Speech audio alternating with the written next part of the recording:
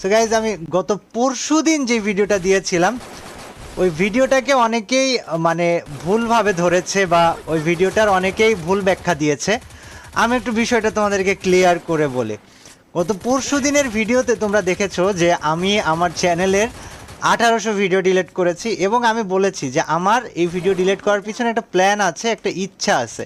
But অনেক জায়গায় অনেকে দেখি স্যাড ভিডিও বানানো শুরু করছে যে আমি গেম অলরেডি ছেড়ে দিছি, আমি ছেড়ে দিয়ে চলে গেছি বা চলে যাচ্ছি।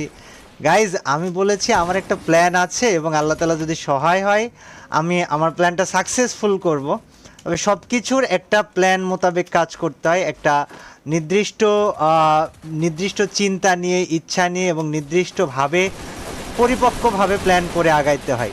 এবং আমারও ঠিক একইভাবে সেমভাবে প্ল্যান আছে।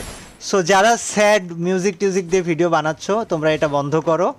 আমি এখনই গেম ছেড়ে দিই নাই, অ্যান্ড গেম ছেড়ে দিলে অবশ্যই স্পষ্টভাবে তোমাদেরকে আমি ভিডিও দিয়ে জানাই দিব যে আমি গেম ছেড়ে দিচ্ছি, আজকে থেকে তোমরা আমাকে আর দেখতে পারবা না বা এই ধরনের কিছু একটা তোমরা দেখতে পারবা। সো সব কিছু বন্ধ করো, আমি আছি ভাই, আমি আছি আরও কিছু সময়।